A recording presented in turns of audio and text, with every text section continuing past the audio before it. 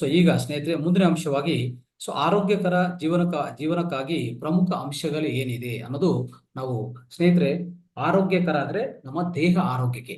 Okay, ನಾವು ಇಲ್ಲಿ ಏನ್ ಮಾತಾಡ್ತೀವಿ, ತಿಳ್ಕೊಳ್ಳೋ ಪ್ರಯತ್ನ ಮಾಡ್ತೀವಿ ಅಂದ್ರೆ ಇಂದಿನ ಕಾರ್ಯಕ್ರಮದಲ್ಲಿ ನಮ್ಮ ದೇಹ ಆರೋಗ್ಯಕ್ಕೆ, ಆರೋಗ್ಯಕರ ಜೀವನಕ್ಕಾಗಿ ಏನೇನು ಪ್ರಮುಖ ಅಂಶಗಳಿದೆ ಅಂತ ತಿಳ್ಕೊಳ್ಳೋಕೆ ಪ್ರಯತ್ನ ಮಾಡೋಣ ಸ್ನೇಹಿತರೆ.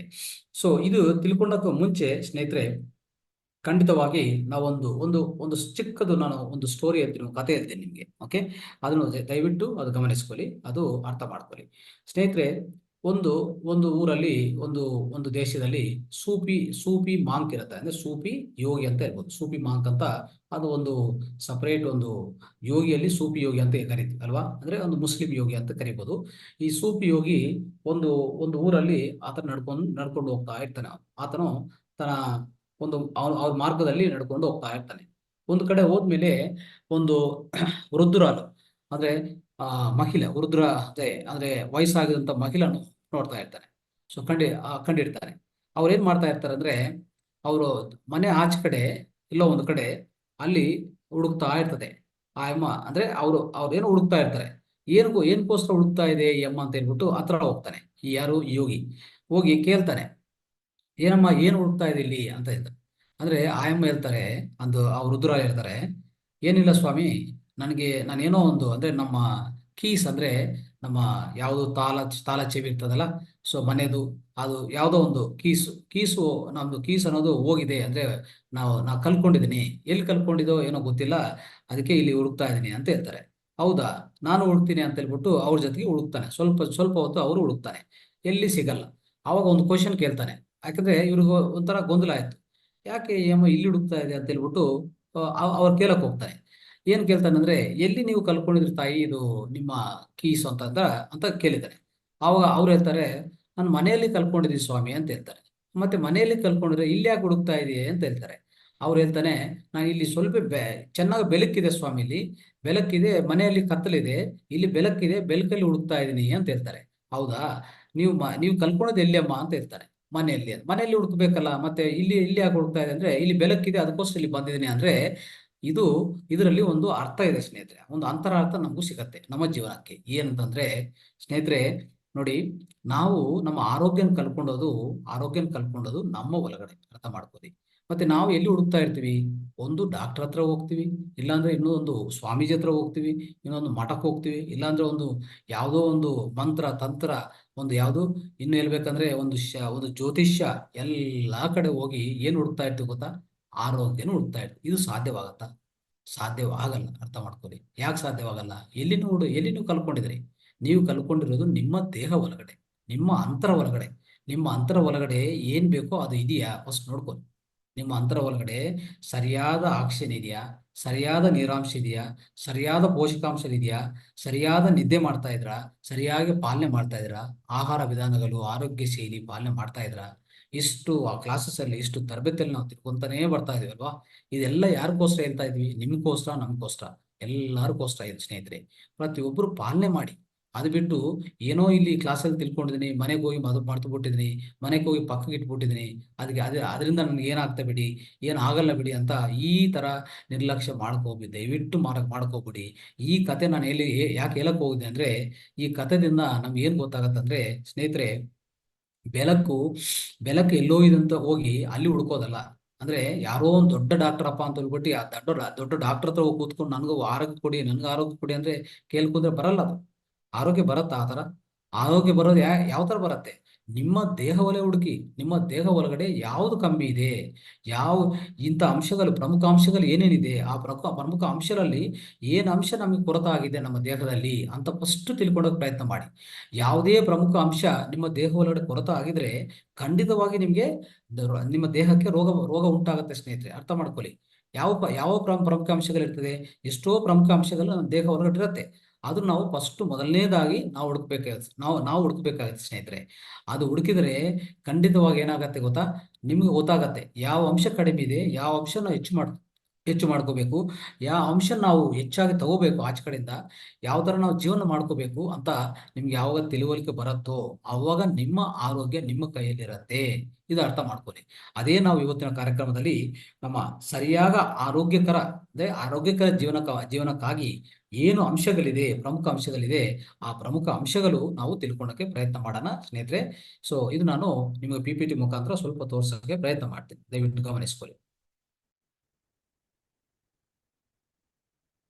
ಸೊ ನೋಡಿ ಸ್ನೇಹಿತರೆ, ಇಲ್ಲಿ ಒಂದು ವ್ಯಾಖ್ಯಾನ ಇದೆ, ಒಳ್ಳೆ ವ್ಯಾಖ್ಯಾನ ಇದು. ವಿಲಿಯಂ ಲಂಡನ್ ಅಂತ ಅವರು ಕೊಟ್ಟಿರುವಂತ ವ್ಯಾಖ್ಯಾನ ಏನು ಗೊತ್ತಾ? ಉತ್ತಮ ಆರೋಗ್ಯವನ್ನು ಸಾಧಿಸಲು ಏನು ಸಾಧಿಸಲಿಕ್ಕೆ ಅದು ಸಾಧಿಸಬೇಕಂದ್ರೆ ಏನು ಅಂತ ಅರ್ಥ ಮಾಡ್ಕೊಂಡು ಪ್ರಯತ್ನ ಮಾಡ. ಲಘುವಾಗಿ ತಿನ್ನಬೇಕು, ಆಳವಾಗಿ ಉಸಿರಾಡಬೇಕು, ಮಿತವಾಗಿ ಜೀವಿಸಬೇಕು, ಉಲ್ಲಾಸವನ್ನು ಬೆಳೆಸ್ಕೋಬೇಕು, ಮತ್ತೆ ಜೀವನದಲ್ಲಿ ಆಸಕ್ತಿಯನ್ನು ಇಂಟ್ರೆಸ್ಟ್ನು ಕಾಪಾಡ್ಕೋಬೇಕು ಸ್ನೇಹಿತರೆ.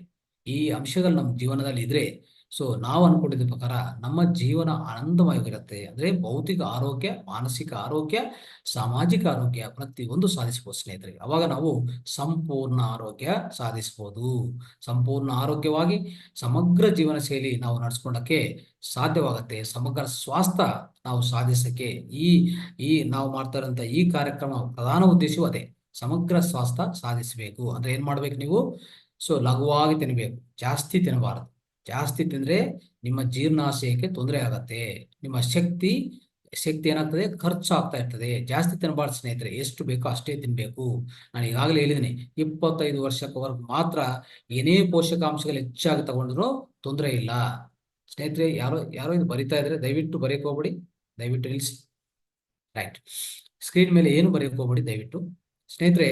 ಲಘುವಾಗಿ ತಿನ್ಬೇಕು ಅಂದ್ರೆ 25 ವರ್ಷವರೆಗೂ ಮಾತ್ರ ನಮ್ಮ ದೇಹ ನಿರ್ಮಿತ ಆಗ್ತಾ ಹೋಗ್ತದೆ ಸ್ನೇಹಿತರೆ. ಅಷ್ಟು ಆತರ 25 ವರ್ಷ ಕೆಳಗಡೆ ಅಂತ ಮಕ್ಕಳಿಗೆ ಎಲ್ಲರಿಗೂ ಸೊ ಆ ಯುವಕರಿಗೂ ಏನ್ ಮಾಡ್ಬೇಕು? ಒಳ್ಳೆ ಪೋಷಕಾಂಶಗಳು ಕೊಡಿ, ಅದು ಒಳ್ಳೇದಾಗತ್ತೆ, ಅವ್ರ ಶರೀರ ನಿರ್ಮಿತ ಆಗತ್ತೆ, ಅಷ್ಟುವರೆಗೂ ದಾರುಢ್ಯವಾಗಿರುತ್ತೆ. ಆವಾಗ ಅವ್ರ ದೇಹ ಬಲವಂತವಾಗಿರುತ್ತೆ ಸ್ನೇಹಿತರೆ. ಆದ್ರೆ ಅದಾದ್ಮೇಲೆ 25 ವರ್ಷ ಆದ್ಮೇಲೆ ನಾವು ಏನೇ ಆಹಾರ ತಗೊಂಡ್ರು ಅದೆಲ್ಲಾನು ಮೇಂಟೆನೆನ್ಸ್ ಹೋಗುತ್ತೆ ಸ್ನೇಹಿತರೆ. ಮೇಂಟೆನೆನ್ಸ್ ಅಂದ್ರೆ ನಿರ್ವಹಣೆ ಮಾಡ್ಕೊಳಕ್ಕೆ ಅಷ್ಟೇ. ದೇಹ ನಿರ್ವಹಣೆ ಮಾಡ್ಕೋಬಹುದು ಬಿಟ್ಟು ದೇಹನು ಮತ್ತೆ ನಿರ್ಮಿಸಕ್ಕಾಗಲ್ಲ, ಪದೇ ನಿರ್ಮಿಸಕ್ ಆಗಲ್ಲ ಸ್ನೇಹಿತರೆ. ಅದಕ್ಕೋಸ್ಕರ ಲಘುವಾಗಿ ತಿನ್ರಿ, ಆರೋಗ್ಯವಾಗಿರಿ, ಮತ್ತೆ ಆಳವಾಗಿ ಉಸಿರಾಡಿ. ಅಂದ್ರೆ ಪ್ರಾಣಾಯಾಮ ಪ್ರಕ್ರಿಯೆ ಮಾಡ್ತಾ ಇದೀವಿ ಈಗಾಗ್ಲೇ ಅಲ್ವಾ? ಅದೇ ತರ ನಾವು ಯಾವುದೇ ಗೊಂದಲ ಮನಸ್ಸಲ್ಲಿದ್ರೆ ಮತ್ತೆ ಯಾವುದೇ ತೊಂದರೆ, ಯಾವುದೇ ತುಂಬಾ ಒತ್ತಡ ಮನಸ್ಸಲ್ಲಿದ್ರೆ ಅವಾಗ ನೀವು ಆಳವಾಗಿ ಉಸಿರಾಡ ಮಾಡಕ್ ಸಾಧ್ಯವಿಲ್ಲ. ಯಾವಾಗ ಆಳವಾಗಿ ಉಸಿರಾಡ ಮಾಡಲ್ಲೋ ನಿಮ್ಮ ದೇಹಕ್ಕೆ ಬೇಕಾಗಿರುವಂತ ಆಕ್ಸಿಜನ್, ಪ್ರಾಣ ಶಕ್ತಿ ಸೇರಲ್ಲ ಸ್ನೇಹಿತರೆ. ಪ್ರಾಣ ಶಕ್ತಿ ಏನಾಗ್ತದೆ? ಕಡಿಮೆ ಆಗ್ತದೆ. ಯಾವಾಗ ಪ್ರಾಣಶಕ್ತಿ ಕಡಿಮೆ ಆಗ್ತದೆ ಏನಾಗ್ತದೆ? ಖಂಡಿತವಾಗಿ ರೋಗ ಅನ್ನೋದು ಬರ್ತದೆ, ವ್ಯಾಧಿ ಉಂಟಾಗತ್ತೆ. ಅದು ಅರ್ಥ ಮಾಡ್ಕೊಳ್ಳಿ ಸ್ನೇಹಿತರೆ. ಮಿತವಾಗಿ ಜೀವಿಸಿ. ಯಾವುದೇ ನೀವು ಜೀವನ ಮಾಡ್ತಾ ಇದ್ರೆ ಸ್ನೇಹಿತರೆ, ಪ್ರತಿಯೊಬ್ಬರು ಮಿತವಾಗಿ ಜೀವಿಸಿ. ಎಷ್ಟು ಬೇಕೋ ಅಷ್ಟೇ, ಎಷ್ಟು ಬೇಕಾಗಿದೋ ಅಷ್ಟೇ ಇಟ್ಕೊಳ್ಳಿ, ಜಾಸ್ತಿ ಏನು ಬೇಕಾಗಿಲ್ಲ.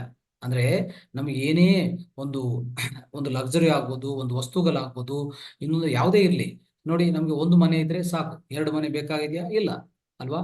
ಅದು ಇದ್ರೆ ಏನಾಗ್ತದೆ? ನಮ್ಮ ಮನಸ್ಸು ಮೇಲೆ ಪ್ರಭಾವ, ಅಂದ್ರೆ ಅದು ನೋಡ್ಕೊಳಕ್ಕೆ, ಅದ್ರ ಬಗ್ಗೆ ಗಮನ ಕೊಡಕ್ಕೆ, ಅದ್ರ ಬಗ್ಗೆ ಯೋಚಿಸಕ್ಕೆ ಎಲ್ಲ ನಮ್ಮ ಮನೋಶಕ್ತಿ ಖರ್ಚಾಗ್ತಾ ಇರ್ತದೆ ಅಲ್ವಾ? ಯಾವುದೇ ಜಾಸ್ತಿ ಇಟ್ಕೊಳಕ್ ಹೋಗ್ಬಿಡಿ ಸ್ನೇಹಿತರೆ. ಸಂಪೂರ್ಣ ಆರೋಗ್ಯಕ್ಕಾಗಿ, ಸಂಪೂರ್ಣ ಆನಂದ ಜೀವನಕ್ಕಾಗಿ ಖಂಡಿತವಾಗಿ ಮಿತವಾಗಿ ಜೀವಿಸೋದು ತುಂಬಾ ಉತ್ತಮ ಸ್ನೇಹಿತರೆ. ನೋಡಿ, ಒಂದು ಯೋಗಿನಿ, ಒಂದು ದೊಡ್ಡ ಮಾಸ್ಟರ್ನ ಅಬ್ಸರ್ವ್ ಮಾಡಿ, ಒಂದು ರಮಣ ಮಹರ್ಷಿ, ಇಲ್ಲಾಂದ್ರೆ ವಿವೇಕಾನಂದರು, ಇಂಥ ದೊಡ್ಡ ಮಾಸ್ಟರ್ ನೀವು ಒಂದ್ಸರಿ ಗಮನಿಸಿ, ಗೊತ್ತಾಗತ್ತೆ ಅವ್ರ ಜೀವನ ಯಾವ ತರ ನಡ್ಸ್ಕೊಂಡಿದೆ ಅಂತ. ಅವ್ರು ಏನ್ ಮಾಡ್ತಾರೆ ಅಂದ್ರೆ ಅವ್ರಿಗೆ ಎಷ್ಟು ಬೇಕೋ ಅಷ್ಟೇ ಅವ್ರ ಹತ್ರ ಇರ್ತದೆ. ಆ ಒಂದು ದಿವ್ಸಕ್ಕೆ ಬೇಕಾಗಿರೋದು ಮಾತ್ರ ಇರ್ತದೆ, ಇನ್ನೊಂದು ದಿವ್ಸಕ್ಕೆ ಬೇಕಾಗಿರೋದು ಅವ್ರಿಗೆ ಬೇಕಾಗಿಲ್ಲ. ನೈಸರ್ಗಿಕ ಇದೆ, ನೈಸರ್ಗಿಕ ನೋಡ್ಕೊಂತದೆ. ನೀವು ಯಾಕೆ ಅಷ್ಟು ಟೆನ್ಷನ್ ತಗೊಂತಾ ಇದ್ರಿ? ಅಷ್ಟು ಜಾಸ್ತಿ ನೀವು ಗೊಂದಲ ಯಾಕೆ ತಗೊಂತಾ ಇದ್ರಿ ಮನಸ್ಸಲ್ಲಿ? ಏನ್ ಬೇಕಾಗಿಲ್ಲ. ನೀವು ಪೂರ್ತಿ ನಂಬಿಕೆ ಅನ್ನೋದು ಈಗಾಗಲೇ ಹೇಳ್ಕೊಂಡಿದ್ವಿ, ಪೂರ್ತಿ ನಂಬಿಕೆಯಿಂದ ಜೀವನ ಮಾಡಿ. ನಿಮ್ಗೆ ಏನ್ ಬೇಕು, ನಾಳೆಗೆ ಏನ್ ಬೇಕು, ನಾಡಿದ್ದು ಏನ್ ಬೇಕು, ಅದೆಲ್ಲ ನಿಮ್ಮ ಹತ್ರ ಸೇರುತ್ತೆ, ಎಲ್ಲಿ ಹೋಗಲ್ಲ. ಖಂಡಿತವಾಗಿ ಬೇರೆ ಎಲ್ಲಾ ಜೀವಿಗೆ ಯಾವ ತರ ಸಿಗ್ತಾ ಇದ್ರೆ ನಮಗೂ ಸಿಗತ್ತೆ. ಯಾಕಂದ್ರೆ ನಾವು ನಮ್ಮ ದೇವ್ರ ಮಕ್ಕಳೇ, ನಾವೇನು ಬೇರೆಯವರಲ್ಲ ಅಲ್ವಾ? ಆದ್ರೆ ನಿಮ್ಮ ಮನಸ್ಸಿಂದ ನೀವು ಬೇರ್ಪಡ್ತಾ ಇದ್ರಿ. ನಿಮ್ಮ ಮನಸ್ಸಿಂದ ನೀವು ಬೇರೆ ಹೋಗ್ತಾ ಇದ್ರಿ, ನಿಮ್ಮ ಮನಸ್ಸಿಂದ ನಾವು ದೂರ ಹೋಗ್ತಾ ಇದ್ರಿ ಬಿಟ್ಟು ನಿಮ್ಮ ಮನಸ್ಸನ್ನು ನೀವು ಸ್ವಲ್ಪ ನಿಲ್ಲಿಸಿದ್ರೆ, ನಿಮ್ಮ ಮನಸ್ಸನ್ನು ನಿಮ್ಮ ಮನಸ್ಸಲ್ಲಿರುವಂತ ಕಲ್ಮಶಗಳು ನಿಲ್ಲಿಸಿದ್ರೆ, ಆ ಮಾಲಿನ್ಯವನ್ನು ತೆಗೆದಾಕಿದ್ರೆ, ನೀವು ಸಹ ದೇವ್ರ ಮಕ್ಕಳಾಗ್ತೀರಿ. ಯಾವ ತರ? ಸಸ್ಯಗಳ ತರ, ಜಂತುಗಳ ತರ ಸ್ನೇಹಿತರೆ. ಅದು ಅರ್ಥ ಮಾಡ್ಕೊಂಡು ಜೀವನ ಮಾಡಿ, ಮಿತವಾಗಿ ಇಟ್ಕೊಳ್ಳಿ. ಯಾವುದೇ ನಿಮ್ಮ ವಸ್ತುಗಳು ಆಗ್ಬೋದು, ಇನ್ನೊಂದು ಯಾವುದೇ ಆಗ್ಬೋದು, ನಿಮ್ಮ ಮಿತವಾಗಿ ಇಟ್ಕೊಳ್ಳಿ, ಮಿತವಾಗಿ ಜೀವಿಸಕ್ಕೆ ಪ್ರಯತ್ನ ಮಾಡಿ ಸ್ನೇಹಿತರೆ. ಮತ್ತೆ ಉಲ್ಲಾಸವನ್ನು ಬೆಳೆಸ್ಕೊಳ್ಳಿ. ಅಂದ್ರೆ ಸ್ನೇಹಿತರೆ, ಬೆಳಗ್ಗೆ ಎದ್ದ ತಕ್ಷಣ ನಾನು ಚೆನ್ನಾಗಿ ಕೆಲಸ ಮಾಡಬೇಕು, ಚೆನ್ನಾಗಿ ಕೇಳಿಸ್ಕೋಬೇಕು, ಚೆನ್ನಾಗಿ ಧ್ಯಾನ ಮಾಡಬೇಕು ಅಂತ ಒಳ್ಳೆ ಉಲ್ಲಾಸದಿಂದ ಬದುಕಬೇಕು ನೀವು. ಆ ಉಲ್ಲಾಸ, ಉತ್ತೇಜಿತ ಅಂತ ನಿಮ್ಮ ಹತ್ರ ಯಾವಾಗ್ಲೂ ಇರ್ಬೇಕು ಸ್ನೇಹಿತರೆ. ಅದು ಅರ್ಥ ಮಾಡ್ಕೊಳ್ಳಿ. ಆಮೇಲೆ ಕೊನೆಯದಾಗಿ ಜೀವನದಲ್ಲಿ ಆಸಕ್ತಿ ಇಟ್ಕೊಳ್ಳಿ. ಅಂದ್ರೆ ನಾನು ಕಲಿಯಬೇಕು, ನಾನು ದೊಡ್ಡ ಮಾಸ್ಟರ್ ಆಗ್ಬೇಕು, ನಾನು ಆರೋಗ್ಯವಂತನಾಗಬೇಕು, ನಾನು ನಾನು ಒಂದು ಮ್ಯೂಸಿಕ್ ಕಲಿಬೇಕು, ನಾನೊಂದು ಪೇಂಟ್ ಕಲಿಬೇಕು, ನಾನೊಂದು ಹಾಡು ಆಡಬೇಕು, ನಾನೊಂದು ಒಂದು ಆಟ ಆಡಬೇಕು. ಎಲ್ಲಾನು ಒಂದು ಒಳ್ಳೆ ಆಸಕ್ತಿಯಿಂದ ನೀವು ಜೀವನ ನಡಿಬೇಕಾದ ಸ್ನೇಹಿತರೆ. ಅವಾಗ ಈ ಎಲ್ಲ ಇದ್ರೆ ಏನಾಗ್ತದೆ? ಉತ್ತಮ ಆರೋಗ್ಯವನ್ನು ಸಾಧಿಸೋದು ಏನು ಸಂಶಯ ಇಲ್ಲ ಸ್ನೇಹಿತರೆ. ಇದು ಹೇಳಿರೋದು ಯಾರು? ವಿಲಿಯಂ ಲಂಡನ್ ಅಂತ ಒಂದು ಮಹಾನ್ ವ್ಯಕ್ತಿಯಲ್ಲಿದ್ದಾರೆ. ದಯವಿಟ್ಟು ಇದು ಗಮನಿಸ್ಕೊಳ್ಳಿ ಸ್ನೇಹಿತರೆ. ಈಗ ಮುಂದಿನ ಅಂಶ ನೋಡಿದ್ರೆ, ಆರೋಗ್ಯವಾಗಿ ಈ ಪ್ರಮುಖ ಅಂಶಗಳೇನಿದೆ ಅಂತ ತಿಳ್ಕೊಳ್ಳೋಕೆ ಪ್ರಯತ್ನ ಮಾಡೋಣ. ನೋಡಿ, ನಮ್ಮ ದೈನಂದಿನ ಜೀವನದಲ್ಲಿ ನಾವು ಯಾವುದೇ ಬದುಕು ನಾವು ಸಾಧಿಸ್ತಾ ಇದೀವಿ ಅಂದ್ರೆ, ನಮಗೆ ಬದುಕು ಅಂದ್ರೆ ನಮ್ಮ ಆರೋಗ್ಯ ದೇಹ ಸರಿಯಾಗಿ ಜೀವನ ಬದುಕ್ತಾ ಇದೆ ಅಂದ್ರೆ ಪ್ರಮುಖವಾಗಿ 4 ಅಂಶಗಳು ಮಾತ್ರ ನಾವು ನಾವು ನೆನಪಿಟ್ಕೋಬೇಕು ಸ್ನೇಹಿತರೆ. ಯಾವಾಗಲೂ ನೆನಪಿಟ್ಕೋಬೇಕಾದ್ರೂ 4 ಅಂಶಗಳು. ಯಾವುದಕ್ಕೆ? ನಮ್ಮ ದೈಹಿಕ ಆರೋಗ್ಯಕ್ಕೆ. ಅದರಿಂದ ಮಾನಸಿಕ ಆರೋಗ್ಯನೂ ನಮ್ಗೆ ಖಂಡಿತವಾಗಿ ಸಿಗತ್ತೆ. ಆದ್ರೆ ಈ ದೈಹಿಕ ಆರೋಗ್ಯಕ್ಕೆ, ಭೌತಿಕ ಆರೋಗ್ಯಕ್ಕೆ 4 ಪ್ರಮುಖ ಅಂಶಗಳು ನಮ್ಮ ಜೀವನದಲ್ಲಿ ಇರ್ತದೆ. ಇದು ಮೂಲಭೂತ ಅಂಶಗಳಂತ ಹೇಳ್ಬೋದು ಸ್ನೇಹಿತರೆ. ಈ ಮೂಲಭೂತ ಅಂಶಗಳು ಏನ್ ಮಾಡತ್ತಂದ್ರೆ, ನಮಗೂ ಒತ್ತಡದೆಲ್ಲ ನಮ್ಮ ದೇಹದಲ್ಲಿ ಯಾವುದೇ ಒತ್ತಡ ಇರಲಿ ಅದೆಲ್ಲನೂ ನಿಯಂತ್ರಿಸಗೊಳಿಸ್ತದೆ. ಖಂಡಿತವಾಗಿ ಪ್ರತಿನಿತ್ಯ ಏನಾಗ್ತದೆ, ನಮ್ಮ ದೇಹದಲ್ಲಿ ಏನೇನು ಚಟುವಟಿಕೆಗಳು ಆಗ್ತಾ ಇರ್ತದೋ, ಏನೇನು ಚರ್ಯಗಳಾಗ್ತಾ ಇರ್ತದೋ ಪ್ರತಿಯೊಂದು ನೋಡೋದು ಈ 4 ಮೂಲಭೂತ ಅಂಶಗಳೇ. ಅರ್ಥ ಆಯ್ತಾ? ಈ 4 ಮೂಲಭೂತ ಅಂಶಗಳನ್ನು ಸರಿಯಾಗಿ ಇಟ್ಕೊಂಡಿದ್ರೆ, ಸಮತೋಲಗೊಳಿಸ್ಕೊಂಡಿದ್ರೆ, ಬ್ಯಾಲೆನ್ಸ್ ಆಗಿ ಇಟ್ಕೊಂಡ್ರೆ ನಮ್ಮ ಜೀವನ ಹೆಂಗಿರ್ತದೆ ಅಂದ್ರೆ, ನಮ್ಮ ದೇಹ ಆರೋಗ್ಯ ದಾರುಢ್ಯವಾಗಿ, ಮತ್ತೆ ಆರೋಗ್ಯಕರ ಆಹಾರ, ಆರೋಗ್ಯಕರ ದೇಹ ಅನ್ನೋದು ನಮ್ಗೆ ಲಭ್ಯವಾಗುತ್ತೆ ಸ್ನೇಹಿತರೆ. ಅಂದ್ರೆ ಯಾಕಂದ್ರೆ ನಮ್ಮ ದೇಹದಲ್ಲಿ ಯಾವುದೇ ಚರ್ಯಗಳಾಗ್ತಾ ಇದ್ರೆ, ಯಾವುದೇ ಕೆಲಸಗಳು, ಯಾವುದೇ ಹೊರಗಡೆ ಆಗ್ತಾ ಇರುವಂತ ಪಚನದಿಂದ ಇಟ್ಕೊಂಡು ವಿಸರ್ಜನಾ, ಪಚನ, ಮತ್ತೆ ಅಂದ್ರೆ ಜೀರ್ಣಕ್ರಿಯೆ, ವಿಸರ್ಜನೆ ಆಗ್ಬೋದು, ಮತ್ತೆ ರಕ್ತ ಹರಿತಾ ಇರೋದಾಗ್ಬೋದು, ರಕ್ತ ಶುದ್ಧಿ ಆಗ್ಬೋದು, ಮತ್ತೆ ಶ್ವಾಸ ಶುದ್ಧಿ ಆಗ್ಬೋದು, ಶ್ವಾಸಕ್ರಿಯೆ ಆಗ್ಬೋದು, ಮತ್ತೆ ನಮ್ಮ ಹೃದಯ ಅನ್ನೋದು ಕೆಲಸ ಮಾಡ್ತಾ ಇದೆ, ಹೃದಯ ಕೆಲಸ ಮಾಡ್ತಾ ಇರೋದಾಗ್ಬೋದು, ಮೆದುಳು ಕೆಲಸ ಮಾಡ್ತಾ ಇರೋದು, ಮೆದುಳು ಶುದ್ಧಿ ಆಗಿರ್ಬೋದು.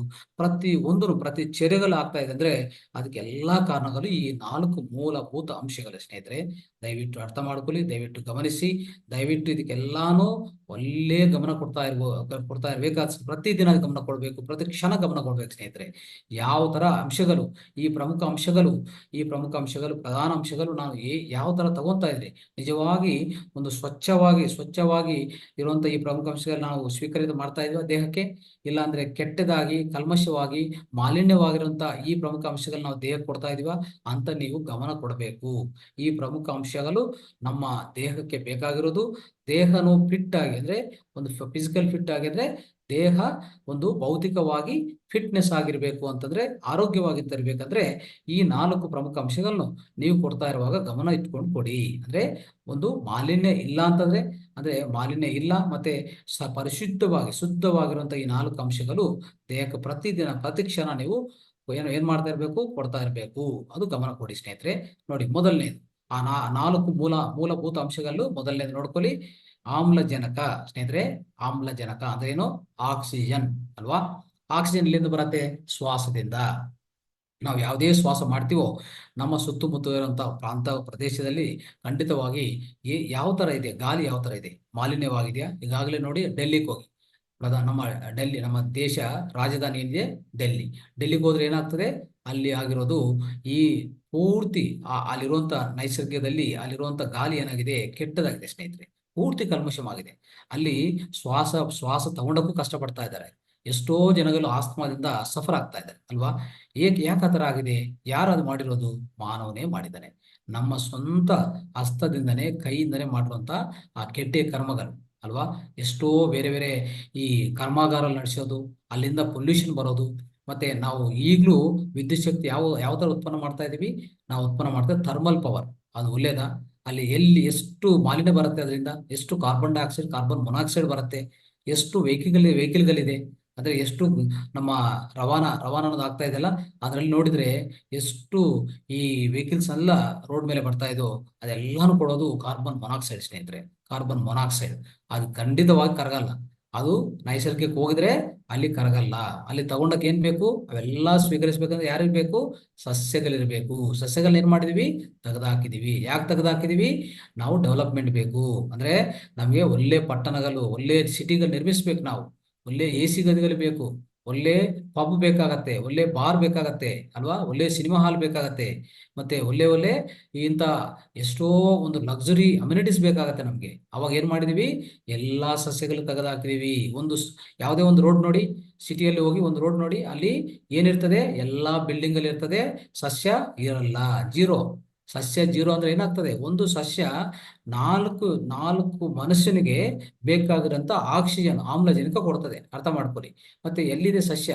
ನಿಮ್ಮ ಮನೆ ಮುಂದೆ ಇದೆಯಾ? ಮನೆ ಹಿಂದಿದೆಯಾ? ಮನೆ ಸುತ್ತಿದೆಯಾ? ಮತ್ತೆ ರೋಡಲ್ಲಿ ಇದೆಯಾ? ಎಲ್ಲಿ ಇಲ್ಲ. ಯಾಕಿಲ್ಲ? ಮನುಷ್ಯನಿಗೆ ದುರಾಶೆ ಜಾಸ್ತಿ ಆಗಿದೆ. ದುರಾಶೆ ಜಾಸ್ತಿ ಆಗಿದೆ, ಆಶೆ ಜಾಸ್ತಿ ಆಗಿದೆ. ನನಗೇ ಬೇಕು, ನಾನು ಆನಂದವಾಗಿರ್ಬೇಕು. ಯಾವುದೇ ಮಾಡು ನಮ್ಮ ಮನಸ್ಸಿಂದ ನಾನು ಆನಂದವಾಗಿದ್ರೆ ಸಾಕು. ಆ ಆನಂದ ಏನು? ಕೆಟ್ಟ ಆನಂದ, ಒಳ್ಳೆ ಆನಂದ ಅಲ್ಲ ಅಲ್ವಾ?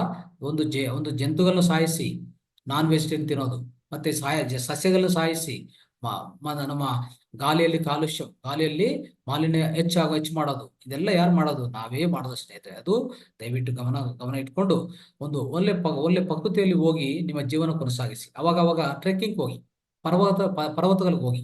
ಅಂದ್ರೆ ಒಂದು ತಿಂಗಳಿಗೆ ಒಂದ್ಸರಿ ಖಂಡಿತವಾಗಿ ಟ್ರೆಕ್ಕಿಂಗ್ ಹೋಗಿ, ತಪ್ಪಿದೇ ಹೋಗಿ. ಅಂದ್ರೆ ಯಾವುದೋ ಒಂದು ಪರ್ವತಕ್ಕೆ ಹೋಗಿ, ಅಲ್ಲಿ ಆ ಕಾಡಲ್ಲಿ ಕೂತ್ಕೊಳ್ಳಿ, ಧ್ಯಾನ ಮಾಡಿ, ಆರಾಮಾಗಿ ಅಲ್ಲೇ ಮಲ್ಕೊಂಡು, ಅಲ್ಲೇ ಇದ್ಕೊಂಡು, ಅಲ್ಲೇ ಊಟ ಮಾಡಿ, ಅಲ್ಲೇ ಸ್ವಲ್ಪ ಜೀವನ ಮಾಡಿ. ಅವತ್ತು ಫುಲ್ ಇಡೀ ಒಂದು ದಿನ ಫುಲ್ ಅಲ್ಲೇ ಇರಿ.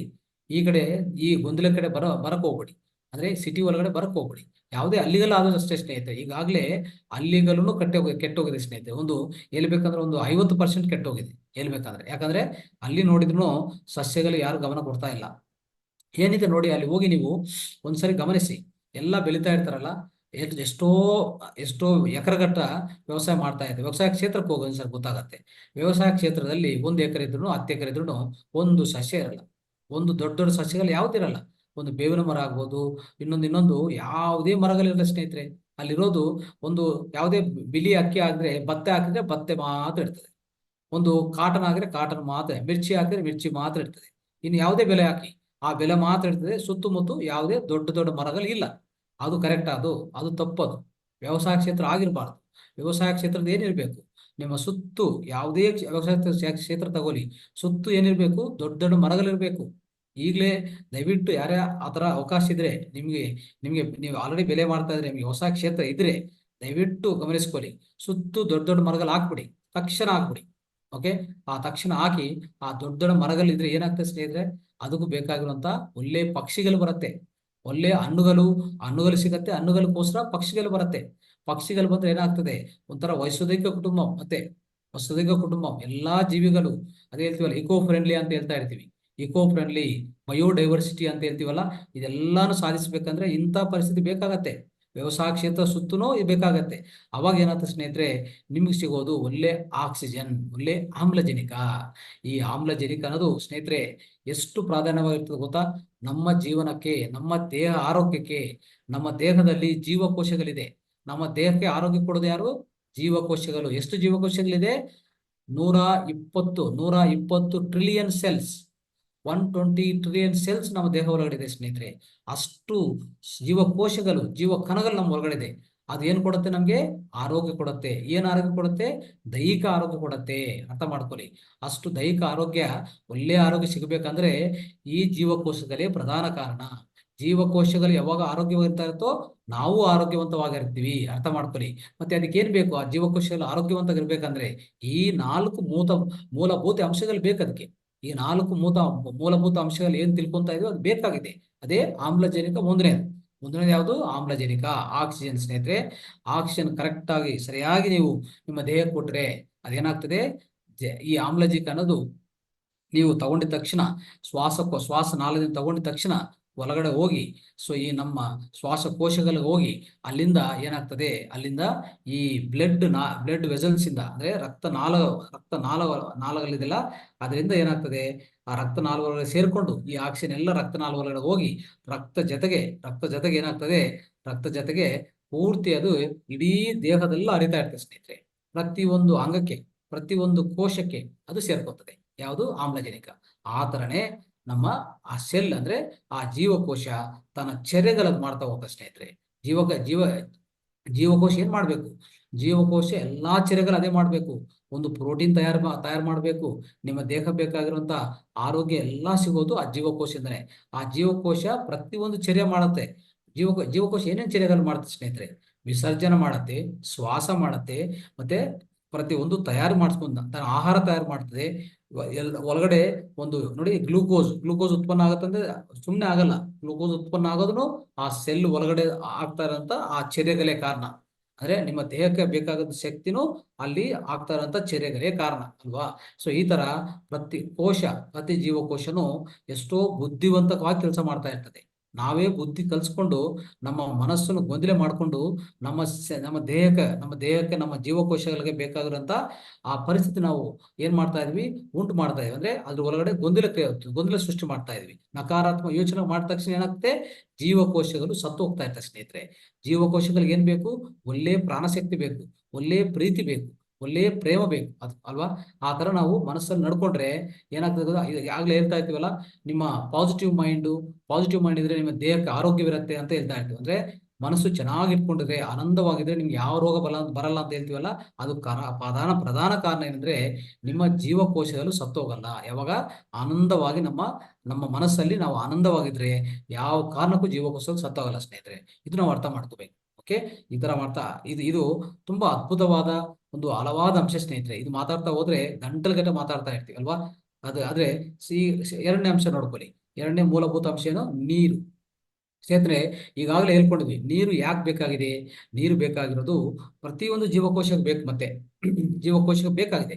ಜೀವಕೋಶ ಅದು ಮಾಡ್ತಾ ಇರುವಂತ ವಿಸರ್ಜನೆ, ಅದಕ್ಕೆ ಬೇಕಾಗಿರುವಂತ ಹೈಡ್ರೇಷನ್ ಅಂತ ಕರಿತೀವಿ. ಅಂದ್ರೆ ನೀರಾಂಶ ಅದ್ರ ಒಳಗೆ ಇರಬೇಕು. ನೀರಾಂಶ ಬೇಕಾಗಿದೆ. ಅದು ವಿಸರ್ಜನೆ ಏನೇ ಮಾಡ್ಬೇಕಂದ್ರು, ನಾವು ವಿಸರ್ಜನೆ ಮಾಡ್ತಾ ಇದ್ವಲ್ಲ, ಈಗ ನಾವು ಏನೇ ವಿಸರ್ಜನೆ ಮಲ, ಮೂತ್ರ ಮತ್ತೆ ಬೆವರು ಏನೇನು ಬರ್ತಾ ಇದ್ವು, ಈ ಶ್ವಾಸ ಆಚೆ ಕಡೆ ಹೋಗೋದು, ಇದೆಲ್ಲಾನು ಒಂಥರ ವಿಸರ್ಜನಾ ಅಂತ ಕರಿತೀವಿ. ಮತ್ತೆ ಈ ವಿಸರ್ಜನೆ ಪ್ರತಿ ಒಂದಕ್ಕೂ ಕಾರಣ ಯಾರು ಗೊತ್ತಾ? ಜೀವಕೋಶಗಳು ಕರೆಕ್ಟ್ ಆಗಿ ಕೆಲಸ ಮಾಡಿದ್ರೆ ನಮ್ಗೆ ಯಾವುದೇ ಕಾನ್ಸ್ಟಿಪೇಷನ್ ಬರಲ್ಲ, ಮಲಬದ್ಧತೆ ಬರಲ್ಲ ಅಂತ ಏನು ಅಂದ್ರೆ ಜೀವಕೋಶಗಳು ಕರೆಕ್ಟ್ ಆಗಿ ವಿಸರ್ಜನೆ ಮಾಡ್ತಾ ಇದೆ ಅಂತ ಲೆಕ್ಕಾಚಾರ ಅಲ್ವಾ? ಸೊ ಆತರ ನೋಡಿದ್ರೆ ಜೀವಕೋಶಗಳು ಮಾಡುವಂತ ಪ್ರತಿ ಚರ್ಯಗಳಿಗೂ ವಿಸರ್ಜನಾ, ಶ್ವಾಸಕ್ರಿಯೆ, ಆಹಾರ ತಯಾರು ಮಾಡ್ಕೊಳ್ಳೋದು, ಮತ್ತೆ ಪ್ರತಿ ಒಂದಕ್ಕೆ ಬೇಕಾಗಿರೋದು ನೀರಾಂಶ ಬೇಕು. ನೀರಾಂಶದಿಂದ ಏನಾಗತ್ತೆ? 3 ಕೆಲಸಗಳು. ಒಂದು, ನೀರಾಂಶದಿಂದ ಹೈಡ್ರೇಷನ್, ನಿಮ್ಮ ಜೀವಕೋಶದ ಸೆಲ್ ಹೈಡ್ರೇಷನ್.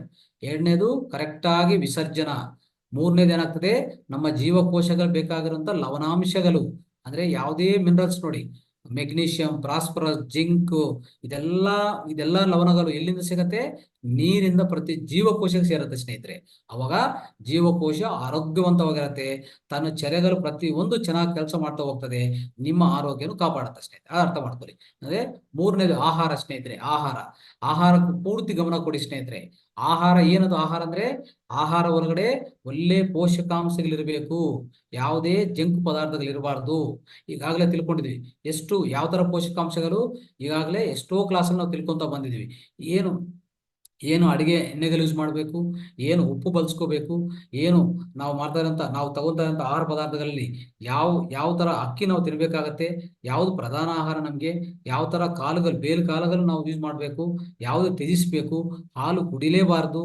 ಇದೆಲ್ಲಾನು ಏನಾಗ್ತದೆ? ಆಹಾರದಲ್ಲಿ ಭಾಗ ಸ್ನೇಹಿತರೆ. ಈ ಆಹಾರ ಅಂದ್ರೆ ಸಮಗ್ರ ಜೀವನ ಆಹಾರ ವಿಧಾನಗಳು ನಾನು ಈಗಾಗಲೇ 2 ಕ್ಲಾಸಲ್ಲಿ ಪೂರ್ತಿ ತಿಳಿಸ್ಕೊಟ್ಟಿದ್ದೇನೆ ನಿಮ್ಗೆ ಅಲ್ವಾ? ಅದನ್ನು ಖಂಡಿತವಾಗಿ ಪಾಲನೆ ಮಾಡಿ ನಿಮ್ಮ ಆಹಾರವನ್ನು ಸರಿಯಾಗಿ ಇಟ್ಕೊಳ್ಳಿ. ಆವಾಗ ಏನಾಗ್ತದೆ? ಆಹಾರದಿಂದ ಬಂದಿರುವಂತ ನೈಸರ್ಗಿಕ ಆಹಾರ ಯಾವಾಗ್ಲೂ ನೀವು ಈ ರಸಾಯನ ರಹಿತ ಆಹಾರ ತಿಂತಾ ಹೋದ್ರು, ಅವಾಗ ಎಲ್ಲಾ ಆಹಾರ ವಿಧಾನಗಳು ಪಾಲನೆ ಮಾಡ್ತಾ ಹೋಗಿದ್ರು, ಖಂಡಿತವಾಗಿ ನಿಮ್ಗೆ ಸಿಗೋದು ಒಳ್ಳೆ ಆಹಾರ ಸಿಗತ್ತೆ. ಆ ಆಹಾರದಲ್ಲಿ ಒಳ್ಳೆ ಪೋಷಕಾಂಶಗಳಿರ್ತದೆ. ಎಲ್ಲಾ ಪೋಷಕಾಂಶಗಳನ್ನು ಪ್ರತಿ ಜೀವಕನ ಸಂಗ್ರಹಿಸ್ಕೊಂತದೆ ಸ್ನೇಹಿತರೆ. ಪ್ರತಿ ಜೀವಕನ ಸಂಗ್ರಹಿಸ್ಕೋಬೇಕಂದ್ರೆ ಹೆಂಗಿರ್ಬೇಕು? ನಿಮ್ಮ ಆಹಾರ ಅನ್ನೋದು ರಸಾಯನ ರಹಿತವಿರ್ಬೇಕು, ರಸಾಯನ ಸಹಿತ ಇರಬಾರ್ದು. ಅದು ಅರ್ಥ ಮಾಡ್ಕೊಳ್ಳಿ. ಯಾವಾಗಲೂ ರಾಸಾಯನಿಕ ಆಹಾರ ನೀವು ತಗೊಂತಿರೋ, ಅದರಿಂದ ಅದ್ರ ಒಳಗಡೆಯಿಂದ ಪೋಷಕಾಂಶಗಳು ಯಾವುದೇ ಸಿಗಲ್ಲ, ಎಲ್ಲ ಸತ್ತೋಗ್ತದೆ. ಮತ್ತೆ ಜಾಸ್ತಿ ಬಯಸಿದ ಆಹಾರ ಪ್ರತಿ ದಿವಸ ತಗೋಬಾರ್ದು, ಅದು ಅರ್ಥ ಮಾಡ್ಕೊಳ್ಳಿ. ಜಾಸ್ತಿ ಬಯಸಿರೋದು ಪ್ರತಿ ಪ್ರತಿ ದಿವಸ ತಗೊಂತಾ ಹೋದ್ರೆ ಖಂಡಿತವಾಗಿ ನಿಮಗೆ ಪೋಷಕಾಂಶಗಳ ಕೊರತೆ ಬರುತ್ತೆ. ಆ ಪೋಷಕಾಂಶಗಳ ಕೊರತೆಯಿಂದ ನಮ್ಮ ಜೀವಕೋಶಗಳು ಅದು ಮಾಡುವಂತ ಕೆಲಸ, ದಕ್ಷತಾ, ನೈಪುಣ್ಯತ, ಆ ಕಾರ್ಯಕ್ರಮದ ಚಟುವಟಿಕೆ ಎಲ್ಲ ಕಡಿಮೆ ಆಗ್ತಾ ಬರ್ತದೆ. ಕೊನೆಯದಾಗಿ ಆ ಜೀವಕೋಶ ಸತ್ತು ಹೋಗ್ತದೆ ಸ್ನೇಹಿತರೆ. ಜೀವಕೋಶ ಸತ್ತು ಹೋಗಿದ್ರೆ ನಮ್ಮ ಆರೋಗ್ಯ ಎಲ್ಲಿರುತ್ತೆ? ಇಲ್ಲಿ ಆರೋಗ್ಯ ಇರಲ್ಲ, ಅನಾರೋಗ್ಯ ಬರುತ್ತೆ, ವ್ಯಾಧಿ ಬರುತ್ತೆ, ರೋಗ ಬರುತ್ತೆ. ಅದು ನಮ್ಮ ರೋಗಗಳ ಕಾರಣ ಆಗುತ್ತೆ ಸ್ನೇಹಿತರೆ. ಅದು ಅರ್ಥ ಮಾಡ್ಕೊ ದಯವಿಟ್ಟು. ಕೊನೆಯದಾಗಿ ಸ್ನೇಹಿತರೆ, ಸರಿಯಾದ ನಿದ್ರಾ. ಯಾಕೆ ನಿದ್ರೆ ಮಾಡ್ಬೇಕು ನಾವು ಅಂದ್ರೆ, ನಿದ್ರಾ ಅನ್ನೋದು ಧ್ಯಾನಕ್ಕೆ ಸಮಾನ. ಈಗಾಗಲೇ ಹೇಳ್ಕೊಂಡಿದ್ವಿ ಅಲ್ವಾ? ಸೊ ಒಂದು ಚೇತನವಾಗಿ ನಿದ್ದೆ ಮಾಡೋದನ್ನು ಧ್ಯಾನ ಅಂತ ಕರಿತೀವಿ. ನಿದ್ದೆ ಅನ್ನೋದು, ನಿದ್ದೆಯಲ್ಲಿ ನಾವು ಅಚೇತನವಾಗಿರ್ತೀವಿ ಸ್ನೇಹಿತರೆ, ನಾವು ಚೇತನವಾಗಿರಲ್ಲ. ಆದ್ರೆ ಏನಾಗ್ತದೆ ಅರ್ಥ ಮಾಡ್ಕೊಳ್ಳಿ. ಯಾವಾಗ ನಿಮ್ಮ ದೇಹ ನಿದ್ದೆ ಹೋಗತ್ತೋ ಅಂದ್ರೆ ಪೂರ್ತಿ ರೆಸ್ಟ್ ಅಲ್ಲಿ ಇದ್ದು, ಯಾವುದೇ ಬ್ರೈನ್ ಅಂದ್ರೆ ನಮ್ಮ ಮೆದುಳಿಗೆ ಜಾಸ್ತಿ ಕೆಲಸ ಇಲ್ಲ, ಹೃದಯ ಮಾತ್ರ ಯಾವಾಗಲೂ ಕೆಲಸ ಮಾಡ್ಬೇಕು. ಆದ್ರೆ ನಮ್ಮ ಮೆದುಳಿಗೆ ಕೆಲಸ ಇಲ್ಲ, ಅಂಗಗಳಿಗೆ ಕೆಲಸ ಇಲ್ಲ, ಅವಯವಗಳಿಗೆ ಕೆಲಸ ಇಲ್ಲ. ಅವಯವಗಳಿಗೂ ಕೆಲಸ ಏನ್ ಗೊತ್ತಾ? ನಿದ್ದೆ ಮಾಡುವಾಗ ಪೂರ್ತಿ ರಿಪೇರ್ ಮಾಡ್ಕೊಂಡದು, ಮೈಂಟೆನೆನ್ಸ್ ಮಾಡ್ಕೊಂಡದು, ನಿರ್ವಹಿಸ್ಕೊಂಡದು, ನೆಕ್ಸ್ಟ್ ಮರನೇ ದಿನಕ್ಕೂ ರೆಡಿಯಾಗಿರೋದು, ವಿಸರ್ಜನೆ ರೆಡಿಯಾಗಿ ಇಟ್ಕೊಂಡು ಪ್ರತಿ ವಿಸರ್ಜನೆ ಮರನೇ ದಿನ ಎದ್ದ ತಕ್ಷಣ ಮಾಡ್ಬೇಕಾಗತ್ತೆ.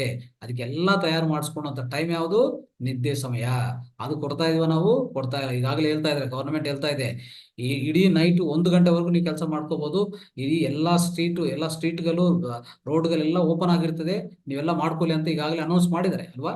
ಗವರ್ನಮೆಂಟ್ ಅನೌನ್ಸ್ ಮಾಡಿದೆ. ಅದು ಒಳ್ಳೇದಾ? ಒಳ್ಳೇದಲ್ಲ ಸ್ನೇಹಿತರೆ. ಯಾವಾಗ ಸೂರ್ಯ ಅಸ್ತಮಯ ಆಗತ್ತೋ ಪ್ರತಿ ಜೀವಿ ಮಲ್ಕೊಂಡಕ್ಕೆ ಹೋಗುತ್ತೆ. ಅರ್ಥ ಮಾಡ್ಕೊಳ್ಳಿ. ಅದೇ ನಾನು ಹೇಳಿದ್ದೀನಿ ಮುಂಚೆ.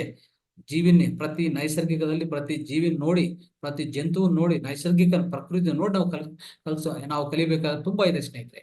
ಇದೊಂದು ಉದಾಹರಣೆ. ಸೂರ್ಯ ಅಸ್ತಮಯ ಆಗ್ತಾ ಇದ್ರೆ ಏನಾಗ್ತದೆ ಗೊತ್ತಾ? ಯಾವ ಜೀವಿ ತಿನ್ನಕ್ ಹೋಗಲ್ಲ.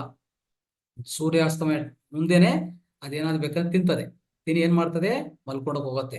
ಸೂರ್ಯಾಸ್ತಮಯ ಆಗ್ತಾ ಇದ್ರೆ ಅದು ಮಲ್ಕೊಂತದೆ. ಯಾಕಂದ್ರೆ ಆ ಸೃಷ್ಟಿಕರ್ತ ಕೊಟ್ಟರು ಆ ಮಾರ್ಗ, ಅದು ಜೀವನ ಪಾಲನೆ, ಅದು ಪಾಲಿಸ್ತದೆ ಖಂಡಿತವಾಗಿ. ನಾವು ಪಾಲಿಸಲ್ಲ.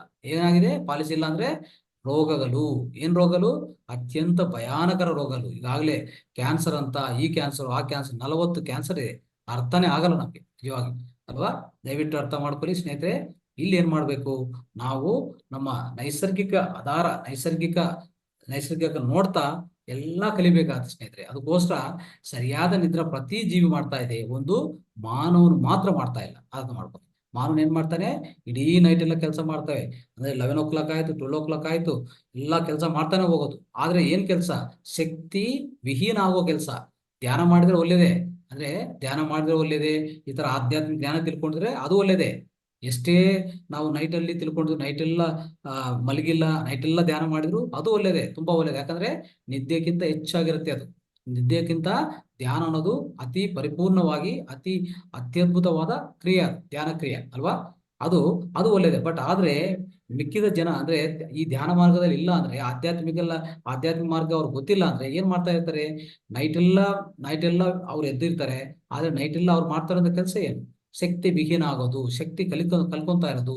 ಎಲ್ಲ ಮಾಡ್ತಾ ಮಾಡ್ತಾ ಹೋಗಿ ಸ್ನೇಹಿತರೆ, ಬೆಳಗ್ಗೆಗೆ ಏನಾಗ್ತದೆ? ಎದ್ದೋರೋಕ್ಕಾಗಲ್ಲ. ಶಕ್ತಿ ಇಲ್ಲ, ಆಸಕ್ತಿ ಇಲ್ಲ ಅಲ್ವಾ? ಮತ್ತೆ ಒಂಥರ ಏನಾಯ್ತು? ಅಸಿಡಿಟಿ ಆಯ್ತು. ಒಂಥರ ಟೆನ್ಷನ್, ಆಂಗ್ಸೈಟಿ ಅಂದ್ರೆ ಈ ಖಿನ್ನತೆ ಭಾವನ, ಎಲ್ಲ ಡಿಪ್ರೆಷನ್ಸ್ ಎಲ್ಲ ಸ್ಟಾರ್ಟ್ ಆಯ್ತು. ಎಲ್ಲ ಗೊಂದಲ ಸ್ಟಾರ್ಟ್ ಆಗುತ್ತೆ. ಅದಕ್ಕೋಸ್ಕರ ಏನ್ ಬೇಕು? ನಮ್ಗೆ ಸರಿಯಾದ ನಿದ್ರೆ ಬೇಕು. ಯಾರಿಗೆ? ಮಾನವನಿಗೆ ಸರಿಯಾದ ನಿದ್ರೆ ಬೇಕೇ ಬೇಕು. ಅದು ಅರ್ಥ ಮಾಡ್ಕೊಳ್ಳಿ. ಮತ್ತೆ ಸರಿಯಾದ ನಿದ್ರೆ ಮಾಡಿದ್ರೆ ಏನಾಗುತ್ತೆ ಅಂದ್ರೆ, ಈಗಾಗಲೇ ಹೇಳಿದೀನಿ, ನಿಮ್ಮ ದೇಹ ಪೂರ್ತಿ ನಿಯಂತ್ರಣಗೊಳಿಸ್ಕೊಂಡಕ್ಕೆ, ಅಂದ್ರೆ ಒಳಗಡೆ ಶುದ್ಧಿ ಮಾಡ್ಕೊಂಡಕ್ಕೆ, ಪೂರ್ತಿ ಒಳಗಡೆ ನಮ್ಮ ಏನೇನು ವಿಷ ಪದಾರ್ಥಗಳು ಸೇರ್ಕೊಂಡಿರ್ತದೋ, ಒಂದು ಇಡೀ ದಿನ ನಾನು ಏನೇ ಆಹಾರ ಪದಾರ್ಥ ಸೇವನೆ ಮಾಡಿರ್ತೀವೋ ಅದರಿಂದ ಬಂದಿರುವಂತ ವಿಷ ಪದಾರ್ಥಗಳೆಲ್ಲ ಸಂಗ್ರಹಿಸ್ಕೊಂಡಿರ್ತೀವಿ.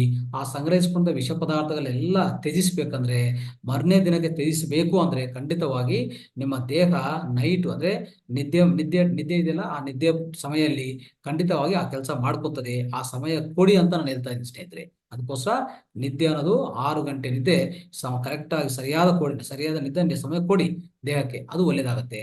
ಅದು ಒಂದೇ ಇಲ್ಲ ಸ್ನೇಹಿತರೆ, ಇನ್ನೇನಾಗ್ತದೆ, ಯಾವಾಗ ನಿದ್ದೆ ಮಾಡ್ತೀವೋ ನಿದ್ದೆದಲ್ಲಿ ಅಂದ್ರೆ ಗಾಢ ನಿದ್ರೆದಲ್ಲಿ ಹೋದ್ಮೇಲೆ ಅಲ್ಲಿ ನಮ್ಮನ್ನು ನಾವು ಮರಿತೀವಿ ಅಲ್ವಾ. ನಾವು ಯಾರಂತ ಗೊತ್ತಿಲ್ಲ, ನಾನು ಪ್ರೈಮ್ ಮಿನಿಸ್ಟರ, ಇಲ್ಲ ನಾನೊಂದು ಆಫೀಸರ, ನಾನು ಇಲ್ಲಾಂದ್ರೆ ಇನ್ನು ಯಾವುದು ಒಂದು ಪ್ರೊಫೆಸರ, ಒಂದು ಕವಿನ, ಯಾವುದು ಗೊತ್ತಿಲ್ಲ. ಅದೇ ನಾವೇನ್ ಹೇಳ್ತೀವಿ ಅಂದ್ರೆ, we lose our identity, we forgot our self. ಅಂದ್ರೆ ನಾವು ಯಾರು ಅಂತ ಪೂರ್ತಿ ನಾವು ಮರೆತು ಬಿಡ್ತೀವಿ ಯಾವಾಗ, ಗಾಢ ನಿದ್ದೆದಲ್ಲಿ. ಆ ಸಮಯದಲ್ಲಿ ಏನಾಗ್ತದೆ ಗೊತ್ತಾ, ಒಂದು ಅದ್ಭುತ ಆಗುತ್ತೆ ಸ್ನೇಹಿತರೆ. ಏನಾಗ್ತದೆ, ನಿಮ್ಮ ದೇಹದಿಂದ ಒಂದು ಸೂಕ್ಷ್ಮ ಶರೀರ ಸೂಕ್ಷ್ಮ ಲೋಕಕ್ಕೆ ಪ್ರಯಾಣ ಮಾಡ್ತದೆ ಸ್ನೇಹಿತರೆ. ಪ್ರಯಾಣ ಮಾಡಿ ಅಲ್ಲಿಂದ ಏನಾಗ್ತದೆ, ಎಷ್ಟೋ ವಿಶ್ವಶಕ್ತಿನಿ ಆ ವಿಶ್ವ ಲೋಕದಲ್ಲಿ, ಪ್ರಪಂಚದಲ್ಲಿ, ಆ ಸೂಕ್ಷ್ಮ ಲೋಕದಲ್ಲಿರುವಂತ ವಿಶ್ವಶಕ್ತಿನಿ ಅತಿ ಹೆಚ್ಚಾಗಿ ಸಂಗ್ರಹಿಸಿಕೊಂಡು ಮತ್ತೆ ನೀವು ಎದ್ದ ತಕ್ಷಣ ನಿಮ್ಮ ದೇಹ ಒಳಗಡೆ ಬಂದು ಸೇರ್ಕೊಂತದೆ. ಏನ್ ಸೇರ್ಕೊಂತದೆ, ಆ ಸೂಕ್ಷ್ಮ ಶರೀರ. ಸೇರ್ಕೊಂಡಿಲ್ಲ ಅಂದ್ರೆ ಏನಾಗ್ತದೆ, ಸಾವಾಗ್ತದೆ. ಸೇರ್ಕೊಂಡ್ ಏನಾಗ್ತದೆ, ಶಿವ ಆಗ್ತೀವಿ. ಮತ್ತೆ ಕೂತ್ಕೊಂಡು ಮತ್ತೆ ಎದ್ದು ನಮ್ಮ ಕೆಲಸ ನಾವು ನಮ್ಮ ಜೀವನ ನಾವು ಕೊನಸಾಗಿಸ್ತಾ ಹೋಗ್ತೀವಿ. ಅದಕ್ಕೆ ಪ್ರಧಾನ ಕಾರಣ ಸ್ನೇಹಿತರೆ, ಪ್ರಧಾನವಾಗಿ ನಮ್ಮ ನಿದ್ದೆ ಮಾಡಕ್ಕೆ ಏನು ಪ್ರಧಾನ ಕಾರಣ, ನಮ್ಮ ಜೀವ ಶಕ್ತಿನ ಹೆಚ್ಚು ಮಾಡ್ಕೊಳ್ಳೋದು, ನಮ್ಮ ಪ್ರಾಣ ಶಕ್ತಿನ ಹೆಚ್ಚು ಮಾಡ್ಕೊಳ್ಳೋದು, ನಮ್ಮ ಒಳಗಡೆ ಇರುವಂತ ವಿಶ್ವ ಶಕ್ತಿನ ಹೆಚ್ಚು ಮಾಡ್ಕೋಬೇಕಂದ್ರೆ ನಿದ್ದೆ ಮಾಡ್ಲೇಬೇಕು. ಇಲ್ಲಾಂದ್ರೆ ನಿಮಗೆ ಅವಕಾಶ ಸಿಗಲ್ಲ ಸ್ನೇಹಿತರೆ. ಯಾರಾದ್ರೂ ಗಾಢ ನಿದ್ದೆ ಮಾಡಿಲ್ಲ ಏನಾಗ್ತದೆ, ಗಾಢ ನಿದ್ರೆ ಯಾರಾದ್ರೂ ಮಾಡಿಲ್ಲ ಅಂದ್ರೆ ಮರನೇ ದಿನ ಅವ್ರು ಕೆಲಸ ಮಾಡಕ್ಕಾಗಲ್ಲ ಅಲ್ವಾ. ಉತ್ಸಾಹ ಇರಲ್ಲ, ಶಕ್ತಿ ಇರಲ್ಲ.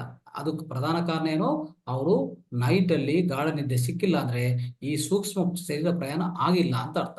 ಅರ್ಥ ಮಾಡ್ಕೊಂಡು ಸ್ನೇಹಿತರೆ, ಪ್ರತಿಯೊಬ್ಬರು ಸರಿಯಾದ ನಿದ್ರಾ ಪಾಲಿಸಿ, ಸರಿಯಾದ ನಿದ್ರಾ ಜೊತೆಗೆ ಸರಿಯಾದ ಧ್ಯಾನ ಪಾಲಿಸ್ತಾ ಹೋದ್ರೆ ನಿಮ್ಗೆ ಏನ್ ಸಿಗತ್ತಂದ್ರೆ ಪ್ರಾಣ ಶಕ್ತಿ ಹೆಚ್ಚಾಗಿ ಸಿಗತ್ತೆ. ಮತ್ತೆ ಯಾರಿಗ್ ಬೇಕು ಈ ಪ್ರಾಣ ಶಕ್ತಿ, ಪ್ರತಿ ಜೀವಕೋಶ ತನ್ನ ಕೆಲಸ ಮಾಡ್ಬೇಕಂದ್ರೆ ಶಕ್ತಿ ಬೇಕೇ ಬೇಕು. ಆ ಶಕ್ತಿ ಯಾವ ತರ ಕೊಡ್ತೀರಿ ನೀವು, ಈಗಾಗಲೇ ನೈಟ್ ಕ್ಲಾಸ್ ಅಲ್ಲಿ ಮೊನ್ನೆ 4-5 ದಿವಸ ಮುಂಚೆ ನಾನು ಜೀವಶಕ್ತಿ ವಿಶ್ವಶಕ್ತಿ ಬಗ್ಗೆ ಕುಲಂಕುಷವಾಗಿ ಹೇಳ್ಕೊಟ್ಟಿದ್ವಿ ಅಲ್ವಾ. ಜೀವಶಕ್ತಿ ಏನು, ವಿಶ್ವಶಕ್ತಿ ಏನು ಅಂತ ಸ್ನೇಹಿತರೆ. ಅದಕ್ಕೋಸ್ಕರ ನಾವು ಗಮನಿಸಬೇಕಾಗಿರೋದು, ನಮ್ಮ ಕೋಶಗಳಿಗೂ ಏನ್ ಬೇಕು, ಜೀವಶಕ್ತಿ ಬೇಕು. ಜೀವಶಕ್ತಿ ಎಲ್ಲಿಂದ ತಂದ್ಕೊಡ್ಬೋದು, ವಿಶ್ವಶಕ್ತಿಯಿಂದ ತಂದ್ಕೊಡ್ಬೋದು. ಇಲ್ಲಾಂದ್ರೆ ಆಹಾರದಿಂದ ಕೊಡ್ಬೋದು ಜೀವಶಕ್ತಿ ಅಲ್ವಾ. ಮತ್ತೆ ಪ್ರಾಣಾಯಾಮದಿಂದ ಕೊಡ್ತೀವಿ, ಶ್ವಾಸದಿಂದ ಕೊಡ್ತೀವಿ, ಬೇರೆ ಬೇರೆ ಮಾರ್ಗದಲ್ಲಿ ಎಷ್ಟೋ ಇರುತ್ತೆ. ಆದ್ರೆ ವಿಶ್ವಶಕ್ತಿಯಿಂದ ಅತಿ ಹೆಚ್ಚು ಪ್ರಾಣಶಕ್ತಿ ನಿಮ್ಮ ಪ್ರತಿ ಜೀವಕೋಶ ಕೊಡ್ಬೋದು. ಆವಾಗ ಆರೋಗ್ಯವಂತವಾಗಿರ್ತೀವಿ. ಅದಕ್ಕೆ ಧ್ಯಾನವೇ ಸರ್ವ ರೋಗ ನಿವಾರಣೆ ಅಂತ ಹೇಳ್ತೀವಿ. ಯಾಕೆ, ಧ್ಯಾನ ನಿಮ್ಗೆ ಹೆಚ್ಚು ವಿಶ್ವಶಕ್ತಿ ಕೊಡ್ತಾ ಇದೆ. ಆ ವಿಶ್ವಶಕ್ತಿ ಎಲ್ಲಿಗೆ ಸೇರ್ತಾ ಇದೆ, ಪ್ರತಿ ಜೀವಕೋಶಕ್ಕೆ ಸೇರ್ತಾ ಇದೆ. ಜೀವಕೋಶ ಆರೋಗ್ಯವಂತವಾಗಿರುತ್ತೆ. ಅದಕ್ಕೆ ನಿಮ್ಮ ದೇಹ ಆರೋಗ್ಯ ಹೆಂಗಿದೆ, ಅದ್ಭುತವಾಗಿರುತ್ತೆ. ದೈಹಿಕ ಆರೋಗ್ಯ ಚೆನ್ನಾಗಿರ್ತದೆ, ಯಾವ ವ್ಯಾಧಿ ನಿಮ್ಮ ಹತ್ರ ಬರಲ್ಲ ಸ್ನೇಹಿತರೆ. ಇಷ್ಟೆಲ್ಲ ಅರ್ಥ ಮಾಡ್ಕೊಂಡು ಸ್ನೇಹಿತರೆ, ಈ ಆರೋಗ್ಯಕರ ಜೀವನಕ್ಕಾಗಿ ಈ ಪ್ರಮುಖ ಅಂಶಗಳ ಬಗ್ಗೆ ನಾವು ಇಷ್ಟೆಲ್ಲ ತಿಳ್ಕೊಂಡಿದ್ದೀವಿ ಸ್ನೇಹಿತರೆ.